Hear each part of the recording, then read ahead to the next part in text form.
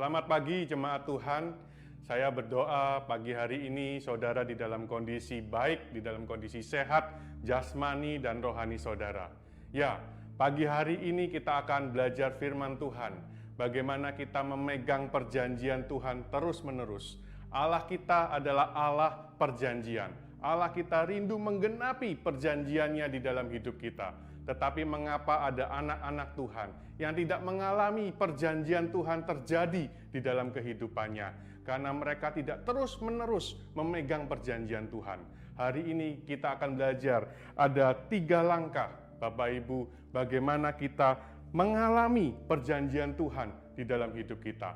Ya, langkah yang pertama adalah kita mendapatkan janji-janji Tuhan. Sebelum kita mengalami, kita perlu mendapatkan dahulu janji-janji Tuhan. Bagaimana kita mendapatkan janji Tuhan?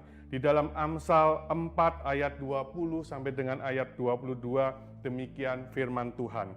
Hai anakku, perhatikanlah perkataanku. Jadi firman Tuhan berkata kita perlu memperhatikan perkataan Tuhan. Kita perlu mencari, memperhatikan berarti kita mencari apa yang Tuhan katakan. Kita perlu menemukan apa yang Tuhan katakan, yang Tuhan mau beri kepada hidup kita. Setelah kita memperhatikan, dikatakan arahkanlah telingamu kepada ucapanku. Berarti kita perlu memberikan telinga kita untuk kita mendengar suara Tuhan, apa yang Tuhan katakan kepada kita. Dan berikutnya dikatakan, janganlah semuanya itu menjauh dari matamu. Jadi kita perlu memakai mata kita, saudara, untuk kita membaca firman Tuhan, membaca Alkitab untuk kita menemukan apa yang menjadi janji Tuhan. Dan berikutnya dikatakan, simpanlah itu di lubuk hatimu. Jadi kita perlu menyimpan firman yang sudah kita terima, yang sudah kita temukan itu di dalam hati kita. Bagaimana caranya kita menyimpan firman Tuhan? Caranya dengan kita menghafalkan firman Tuhan. Ketika kita menghafalkan firman Tuhan itu, maka firman itu akan tertanam di dalam hati kita, akan tertanam di pikiran alam bawah sadar kita. Sehingga ketika kita mengalami pencobaan, ketika kita merasakan sesuatu di dalam hidup kita, menggoncang hidup kita, firman itu yang akan keluar, firman itu yang akan menguatkan, meneguhkan kita. Dikatakan ayat yang ke-22, karena itulah yang menjadi kehidupan bagi mereka yang mendapatkannya.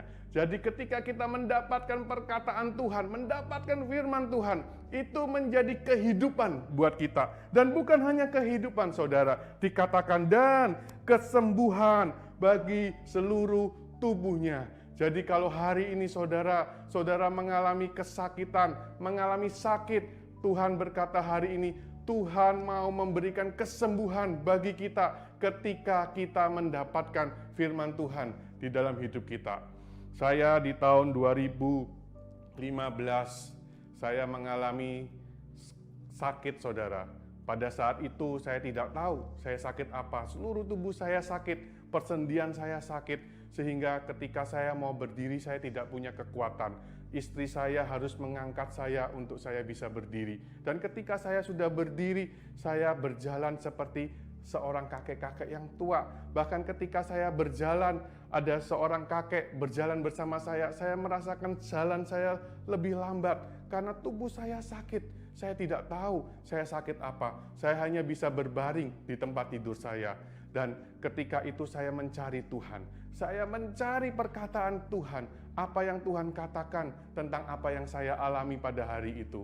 Dan Tuhan berkata di dalam firman-Nya, ketika saya membaca 4M, ada satu firman yang keluar, yang toeng, yang menjadi rema di dalam hidup saya, yaitu penyakit ini tidak akan membawa kematian bagimu. Saya pegang firman Tuhan itu, bahwa penyakit ini tidak akan membawa kematian buat saya. Walaupun saya tidak tahu itu sakit apa, walaupun juga dokter tidak bisa mendiagnosa apa yang menjadi sakit saya hari itu. Tetapi saya pegang firman Tuhan yang rema itu. Dan kemudian ada seorang teman yang membagikan firman Tuhan. Hati yang gembira adalah obat yang manjur. Dan saya pegang, saya mendapatkan itu dan saya bersuka cita. Saya membuat hati saya bergembira setiap hari bahwa hati yang gembira itu adalah obat yang manjur.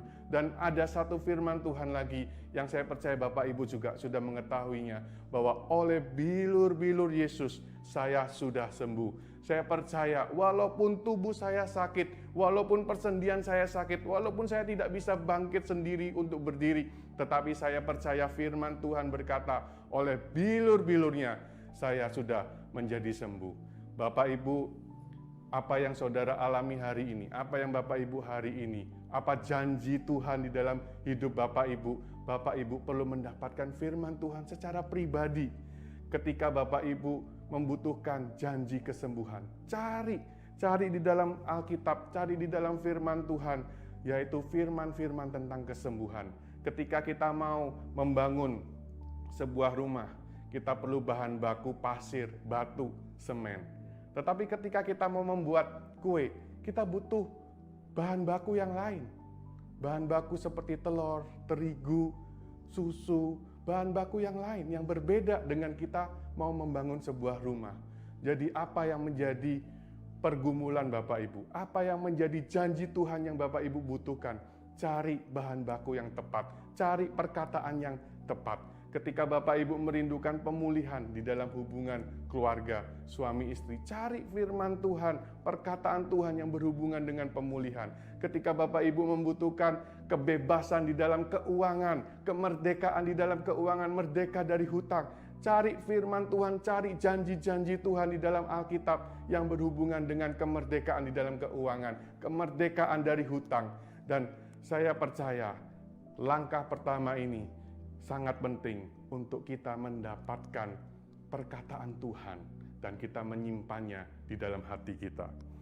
Langkah yang kedua Bapak Ibu, setelah kita mendapatkan, kita perlu memegang janji Tuhan sampai terjadi.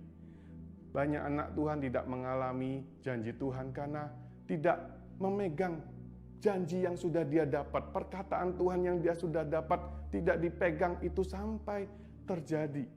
Tetapi kita mau Bapak Ibu, supaya kita mengalami janji Tuhan, kita mau memegang perkataan itu yang sudah kita dapat, firman yang kita sudah dapat itu, kita pegang sampai itu terjadi. Seperti yang tertulis di dalam Ibrani 10 ayat yang ke-36, dikatakan, sebab kamu memerlukan ketekunan, supaya sesudah kamu melakukan kehendak Allah, kamu memperoleh apa yang dijanjikan. Firman Tuhan menasehati kita untuk kita bertekun. Kita perlu bertekun. Katakan Bapak Ibu, bertekun. Ya, bertekun supaya sesudah kamu melakukan kehendak Allah, kamu memperoleh apa yang dijanjikan.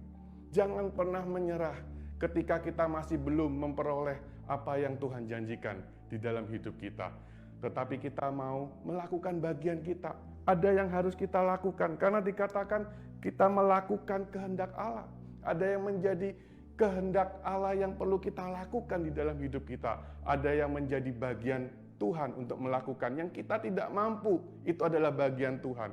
Tetapi ada bagian kita yang kita perlu lakukan. Dan firman Tuhan katakan bertekun. Lakukan dengan tekun. Lakukan dengan konsisten. Maka itu kita sedang melewati proses.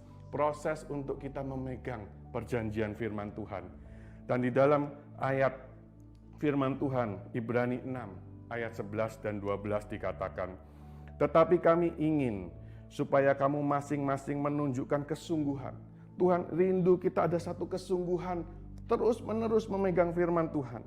Menunjukkan kesungguhan yang sama untuk menjadikan pengharapanmu suatu milik yang pasti sampai pada akhirnya. Sampai pada akhirnya saudara, sampai pada akhirnya kita terus sungguh-sungguh menjadikan pengharapan yang sudah Tuhan beri di dalam hidup kita itu menjadi kenyataan. Agar kamu jangan menjadi lamban, kata firman Tuhan, tetapi menjadi penurut-penurut mereka yang oleh iman dan kesabaran mendapat bagian dalam apa yang dijanjikan Allah. Jadi supaya kita bisa terus bertekun, ada dua hal yang kita butuhkan. Yang pertama iman dan yang kedua adalah kesabaran. Kesabaran ini kadangkala kita artikan sesuatu yang salah. Ada orang yang berkata, ya kamu sabar aja ya. Memang sebagai orang Kristen hidupnya seperti itu. Ya kamu sabar aja yang ngadepinnya. Karena memang janji Tuhan kadang-kadang digenapi, kadang-kadang tidak digenapi. Kadang-kadang Tuhan menepati janjinya, kadang-kadang Tuhan tidak menepati janjinya. Kamu sabar aja ya ikut Tuhan, kamu sabar-sabar aja di dalam penderitaan. Bukan itu yang kesabaran yang firman Tuhan maksudkan. Kesabaran yang firman Tuhan maksudkan adalah kesabaran di dalam iman. Karena iman itu adalah proses, saudara. Iman itu adalah satu proses yang butuh yang namanya ujian iman. Ketika kita menghadapi proses, kita pasti mengalami ujian iman. Dan seperti kita sekolah, kita mau naik kelas, kita pasti ada ujian iman. Bukan berarti sabarnya itu seperti, ya sudahlah, saya memang bodoh, saya memang tidak bisa apa-apa, saya terima ajalah, saya tinggal kelas ajalah. Itu kesabaran yang salah. Tetapi kesabaran yang benar adalah kita percaya bahwa kita bisa naik kelas. Ada ujian iman yang kita bisa lalui. Seperti ketika Abraham, dia menerima janji Tuhan. Umur 75 tahun. Ketika dia mendapatkan janji Tuhan itu mungkin dia berapi-api, dia bersemangat. Tetapi ketika mungkin umurnya sudah 90 tahun, bagaimana saudara? Ketika tubuhnya sudah mulai lemah, ketika kandungan Sarah sudah tertutup, bagaimana dia meresponi firman Tuhan itu? Saya percaya Abraham tetap memegang teguh saudara perjanjian itu. Walaupun waktunya, prosesnya itu lama, bahkan sampai 25 tahun, Abraham tetap sabar di dalam imannya melewati proses sampai janji Tuhan itu terjadi di dalam hidupnya. Mari Bapak Ibu, kita bersabar di dalam iman.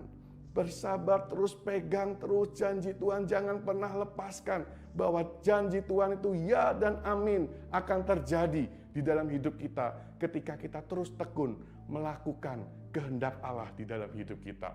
Saya diingatkan oleh firman Tuhan. Ada satu firman Tuhan buat Bapak Ibu yang rindu keluarganya diselamatkan, yaitu di dalam Kisah 16 ayat 31 sampai dengan 33. Saya bacakan buat Bapak Ibu. Dikatakan, jawab mereka, percayalah kepada Tuhan Yesus Kristus dan engkau akan selamat, engkau dan seisi rumahmu. Dapatkan ini, pegang ini saudara di dalam hidupmu. Dikatakan di ayat 32, lalu mereka memberitakan firman Tuhan kepadanya. Ada bagian untuk memberitakan firman Tuhan. Ada bagian untuk melakukan kehendak Allah. Dan kepada semua orang yang ada di dalam rumahnya. Pada jam itu juga kepala penjara itu membawa mereka dan membasuh bilur mereka. Seketika itu juga ia dan keluarganya memberi diri dibaptis. Ini adalah firman Tuhan buat saudara yang rindu keluarga saudara diselamatkan. Pegang firman Tuhan ini, pegang janji firman Tuhan ini, dan saya percaya ini menjadi pengharapan yang pasti yang akan terjadi di dalam kehidupan saudara. Langkah ketiga, kita perlu mengakui janji Tuhan sampai terjadi. Setelah kita mendapatkan, kita memegang, kita melakukan dengan tekun, kita perlu mengakui. Karena saya percaya apa yang kita akui, itu akan menjadi kenyataan di dalam hidup kita. Seperti yang dikatakan di dalam Ibrani 4 ayat 14 sampai 16. Kita baca dari ayat 16 terlebih dahulu. Dikatakan, sebab itu marilah kita dengan penuh keberanian menghampiri tahta kasih karunia, supaya kita menerima rahmat dan menemukan kasih karunia untuk mendapatkan pertolongan kita pada waktunya. Apa maksudnya saudara? Maksudnya adalah kapan saja kita bisa datang ke tahta kasih karunia Tuhan. Kapan saja kita butuh pertolongan, kapan saja kita butuh kasih karunia, kita bisa datang ke tahta kasih karunia Tuhan. Dan kita bisa mendapatkan pertolongan kasih karunia yang kita butuhkan. Ayat ke-15 dikatakan, sebab imam besar yang kita punya bukanlah imam besar yang tidak dapat turut merasakan kelemahan-kelemahan kita. Sebaliknya sama dengan kita, ia telah dicobai hanya tidak berbuat dosa. Ketika kita datang ke tahta kasih karunia Tuhan, kita akan bertemu dengan imam besar kita, yaitu Tuhan Yesus. Imam besar yang sudah menebus segalanya. Penebusan Tuhan di atas kayu salib bukan hanya menebus dosa kita, tetapi menebus segala sakit penyakit kita supaya kita menjadi sembuh. Penebusan Tuhan Yesus di atas kayu salib juga menebus kehidupan keuangan kita, menebus hubungan pemulihan kita. Banyak janji-janji Tuhan yang sudah Tuhan bayar di atas kayu salib. Sudah Tuhan tebus di atas kayu salib. Sehingga Tuhan Yesus itu menjadi imam besar kita. Dikatakan di ayat yang ke-14. Sebab kita sekarang memiliki imam besar agung, yaitu Yesus anak Allah. Baiklah kita teguh berpegang pada pengakuan iman kita. Sebab pengakuan iman kita itu, saudara, itu yang akan menggerakkan imam besar kita, yaitu Tuhan Yesus, untuk melakukan apa yang sudah Tuhan lakukan, apa yang sudah Tuhan kerjakan di atas kayu salib. Sehingga pengakuan iman kita, apa yang kita ucapkan, apa yang kita katakan, itu akan menggerakkan apa yang sudah Tuhan lakukan kepada kita. Untuk itu, untuk menjadi milik kita, untuk menjadi kepunyaan kita. Pengakuan iman kita, itu yang akan menggerakkan imam besar itu, yaitu Tuhan Yesus, untuk memberikannya kepada kita, dan itu menjadi milik di dalam hidup kita. Seringkali kata-kata kita berlawanan, Bapak Ibu. Ketika kita mendapatkan janji Tuhan, kita mengatakan, tetapi kemudian ketika keadaan tidak pasti, ketika kita merasakan gelombang badai begitu lebih berat, kita mulai menyangkal iman kita. Kita mulai tidak mengakuinya lagi. Sama seperti ketika Petrus berjalan di atas air, karena dia mendapatkan janji Tuhan, karena Tuhan berkata datanglah, mari datanglah, maka Petrus mendapatkan janji Tuhan. Petrus jalan di atas air. Ketika angin mulai besar, badai datang, Petrus mulai goyah, dia mulai khawatir, dia mulai takut. Tetapi saya percaya Bapak Ibu, ketika kita terus memegang dan mengakui janji Tuhan di dalam hidup kita, maka itu akan menjadi satu kenyataan. Kita perlu belajar Bapak Ibu untuk memperkatakan, mengakui janji Tuhan. Saya belajar hari-hari ini untuk saya memperkatakan firman Tuhan, memperkatakan janji Tuhan. Dimulai dari mana? Dimulai dari kompak. Ketika kita kompak, kita latihan. Ketika berkompak selama 30 menit, saya memperkatakan apa yang saya dapatkan. Firman Tuhan apa yang saya dapatkan, itu saya katakan. Dan firman Tuhan yang saya katakan, itu menjadi iman di dalam hidup saya. Kalau kita berkompak sehari bisa 2 kali, berarti 2 kali minimal kita memperkatakan firman Tuhan. Tetapi bukan hanya di dalam kompak, saudara. Ketika kita sendiri, ketika kita ada di dalam mobil, ketika kita ada di dalam perjalanan, ketika kita bekerja, ketika kita melakukan sesuatu apapun, ketika kita sendirian, kita juga bisa terus mengakui firman Tuhan, memperkatakan firman Tuhan. Kita bisa memerintahkan kepada jiwa kita untuk tetap bersuka cita. Kita bisa memerintahkan kepada jiwa kita untuk tetap berdoa, untuk kita terus mengakui firman Tuhan sepanjang hari. Dan saya percaya Bapak Ibu, ketika kita terus menjadikan ini sebagai gaya hidup, mengakui firman Tuhan di dalam kehidupan kita setiap hari, maka itu menjadi satu kenyataan di dalam alam jasmani ini. Satu firman Tuhan yang terakhir dikatakan di dalam Ibrani 3 pasal yang pertama, dikatakan, sebab itu hai saudara-saudara yang kudus, yang mendapat panggilan surgawi, pandanglah kepada rasul dan imam besar yang kita akui, yaitu Yesus. Pandang terus kepada Tuhan Yesus. Pandang terus kepada penebusannya. Dia sudah menebus segalanya, semuanya. Dan itu menjadi milik kita ketika kita mengakuinya. Ketika kita mengakuinya dengan lidah bibir kita, maka apa yang Tuhan janjikan menjadi milik kita, terjadi di dalam kehidupan kita. Ya, jadi Bapak Ibu, ada 3 langkah untuk kita mengalami perjanjian Tuhan. Yang pertama, kita perlu mendapatkan. Kita bisa mendapatkannya lewat kita 4M, ketika kita mesbah pagi, ketika kita mesbah malam, ketika kita ada di dalam ibadah, ketika kita berkomsel, ketika kita berkompak, kita mendapatkan firman Tuhan itu. Yang kedua, kita terus pegang janji Tuhan, pegang perkataan Tuhan yang sudah kita dapatkan, dengan kita tekun tekun melakukannya. Jangan pernah menyerah sampai itu menjadi milik kita. Yang ketiga, mari kita mengakuinya. Kita mengakui apa yang sudah kita dapat, firman Tuhan yang kita dapat. Kita bukan hanya sekedar menulis, kita bukan sekedar sharing, tetapi kita memperkatakan firman Tuhan itu, mengakui firman Tuhan itu, ya dan amin, akan menjadi kenyataan di dalam hidup kita. Mari Bapak Ibu, kita praktekkan 3 langkah ini. Saya percaya cepat ataupun lambat, kita akan mengalami janji-janji Tuhan digenapi di dalam hidup kita. Mari kita berdoa. Terima kasih Bapak buat pagi hari ini, kami bersyukur buat setiap janji firman Tuhan, buat janji kesembuhan, buat janji pemulihan, buat janji keselamatan untuk keluarga kami, buat janji Tuhan pemulihan keuangan kami, ekonomi kami. Kami mau memperhatikan, mendapatkan dari Engkau perkataanmu, firmanmu, dan kami mau memegangnya, dan kami mau mengakuinya di dalam hidup kami. Mari kita angkat kedua tangan kita, mari kita terima dari berkat daripada Allah Bapa, cinta kasih daripada Tuhan Yesus, dan kuasa persekutuan dari Roh Kudus yang menguatkan kita sampai Tuhan Yesus menjemput kita kembali. Setiap kita yang percaya, sama-sama kita katakan, amin. God bless you. Happy Sunday.